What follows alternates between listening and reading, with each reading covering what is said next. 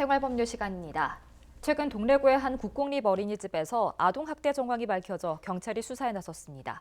총 4명의 아이가 학대받은 걸로 나타났는데요. 오늘은 이와 관련해 강정은 변호사와 함께 이야기 나눠보겠습니다. 반갑습니다. 네, 안녕하세요. 네, 아동학대 사건이 끊이지 않고 있습니다. 작년 10월경에 피해 아동 어머니가 동래구청 게시판에 학대 정황을 고발했었는데요. 네. 아동학대를 입증하기 위해서 필요한 요건 어떤 것들이 있을까요? 네, 우선 이 아동학대범 역시 아동복지법이나 아동학대처벌법에 의해서 형사처벌을 받게 하려는 것이기 때문에 이 범죄 입증이 좀 중요합니다. 하지만 보호자가 어린이집에 동행을 할 수 있는 것도 아니고 사실상 그 입증을 확보하기가 조금 어려운데요. 우선 아이에게 조금 신체적으로나 정신적으로 어떤 학대로 인한 피해가 있는지를 좀 잘 살펴보셔야 되고, 그런 피해가 의심스러우면 해당 병원에 가셔서 진단서라든지 진료 확인서를 조금 확보를 하시는 게 좋습니다. 그러고 나서 그 해당 어린이집에 CCTV 열람 신청을 하셔서 반드시 그 정황을 조금 입증 자료로 확보를 하셔야 되고요. 또 더불어 이때 어린이집을 찾아간다거나 전화를 한다거나 할 때 녹취를 하는 방법도 좋습니다. 네. 그럼 피해 아동 악부모가 CCTV를 열람하기 위해서는 어떤 절차를 거치면 좋을까요? 네, 일단 이 CCTV 어린이집 설치는 영유아 보호법 제14조 4 규정에 의해서 의무화되어 있습니다. 하지만 이 열람 신청을 아무 때나 할 수 있는 것은 아니고요. 동법 제15조의 5 규정에 의하면 이 보호자가 자녀나 이 보호 아동이 어떤 안전사고나 또 혹은 아동 학대로 인해서 뭔가 이 신체적으로나 정신적으로 피해를 입었다라는 의심이 들 경우에는 열람 신청을 하실 수가 있습니다. 그러면 서면으로 열람 신청서를 작성하셔서 그 해당 어린이집에 제출을 하시면 되고, 앞서 말씀드렸던 어떤 진료 확인서라든지 진단서 이런 것들이 첨부가 되어지면 더 좋을 것 같아요. 그리고 그러면 해당 어린이집에서는 10일 이내에 이게 열람이 가능하다 아니면 가능하지 않다를 통지를 해주게 됩니다. 만약에 열람 이 자체를 부당한 이유로 거절을 하는 경우에는 수사기관에 조금 신고를 하셔서 경찰의 도움을 받는 방법이 있고, 아니면 해당 구청이나 시청에 민원 제기를 하셔서 도움을 받는 방법이 있습니다. 네.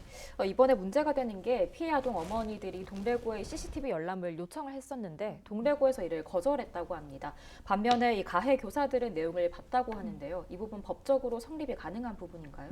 네, 아까 좀 전에 말씀드린 것처럼 이제 보호자가 열람 신청을 한다 하더라도 이렇게 열람을 거부할 수가 있습니다. 어린이집에서는. 그러면 이제 경찰의 도움을 받아서 이렇게 보실 수 있는 방법이 있고, 해당 이 구청이나 시청에 신청을 하셔가지고 볼 수 있는데, 이 관할 이 지자체에서는 그런 열람 신청을 그러니까 민원 제기를 받는다 하더라도 이게 법적으로 반드시 열람을 해줘야 한다라는 규정은 없어요. 그래서 아마도 개인정보 유출이라든지 아니면 어떤 그러니까 민원 제기했던 내용에 아동 학대의 정황이 좀 불충분하다든지 이런 이유 때문에 아마 거절을 한 것으로 보입니다. 네. 만약에 이제 개인정보 유출을 이유로 거절을 했다면 이 해당 교사들은 이제 본인의 정보기 때문에 아마 신청을 해서 열람을 했을 가능성이 큰 것으로 보여집니다.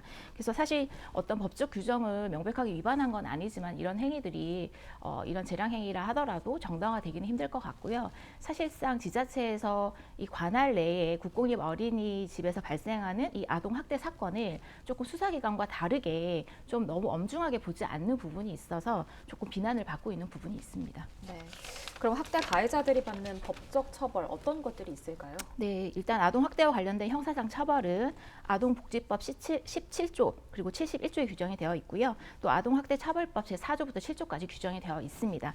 이 중에서 이제 아동의 신체에 손상을 끼치거나 아동의 어떤 정신 건강이나 발달에 해가 될 수 있는 정서적 학대를 하는 경우에는 5년 이하의 징역 또는 5천만 원 이하의 벌금에 처해질 수 있고, 네. 또 이 학대 유형에 따라서 범죄 경중에 따라서 더 형량은 다르게 규정이 되어 있습니다. 다만 이 어린이집 원장이나 보육교사는 아동 학대 신고 의무자이기 때문에 2분의 1 정도 가중되실 수도 있습니다. 또 더불어 이 가해 교사의 자격 정지, 자격 제한, 또 몇 년 이상의 취업 제한, 그리고 사회봉사 명령도 처해질 수 있습니다.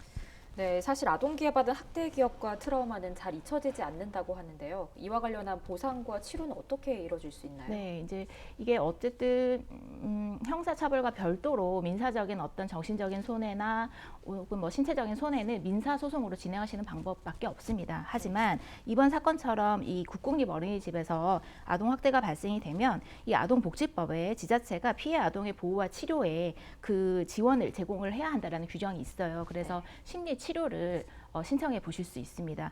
그리고 그럼 각 아동 보호 전문 기관에 의해서 아마 심리 치료를 받으실 수 있는데 이 각 아동 보호 전문 기관에도 이 심리 치료를 받을 수 있는 또 최저 연령을 제한을 하고 있어서 뭐 어디는 만 3세, 어디는 만 4세 막 이래요. 그래서 이런 부분도 조금 일괄적으로 정리할 필요가 있다라는 비난이 있습니다. 네. 교사들의 학대를 눈감아주거나 방관한 어린이집 원장도 처벌이 가능한가요? 네, 처벌 가능합니다. 어린이집 원장의 경우도 직접 본인이 아동 학대를 하지 않았다 하더라도 이러한 사실을 알고 묵인한 경우 또는 관리 감독이 있었다면 충분히 알 수 있는 경우 이런 경우에 모두 아동 학대의 방임죄로 처벌받을 수 있습니다. 네, 이제 동래구에만 아동학대 의심 신고가 매년 200건 정도 들어온다고 합니다. 학대를 방지하기 위해서 어떤 것들이 선행되어야 할까요? 네, 이런 증가하는 아동학대 사건에 대해서 사실 그 원인 분석이나 해결 방안에 대해서 좀 각층에서 여러 방안들이 제안이 되고는 있습니다. 근데 무엇보다 이 아동학대범에 대한 처벌을 좀 강화해서 그 수위를 좀 높여야 된다는 목소리가 제일 크고요. 네. 또 아동학대나 또 아동 권리에 대한 인식 교육도 필요할 것으로 보입니다. 또한 보육 교사의 어떤 전문성 그리고 인성 교육도 선제되어야 될 것이고 또 그 업계에서는 그들의 근무 환경을 조금 개선을 해야 한다라는 목소리도 높습니다. 또 아동학대 예방 교육을 조금 필수화해서 강화하고 이런 부분을 조금 제도적으로 뒷받침하면 조금 나아지지 않을까 생각이 듭니다. 네, 반복되는 어린이집 아동학대 근절을 위해서 여러 가지 개선점이 필요할 것 같습니다. 네. 오늘 말씀 고맙습니다. 네, 감사합니다.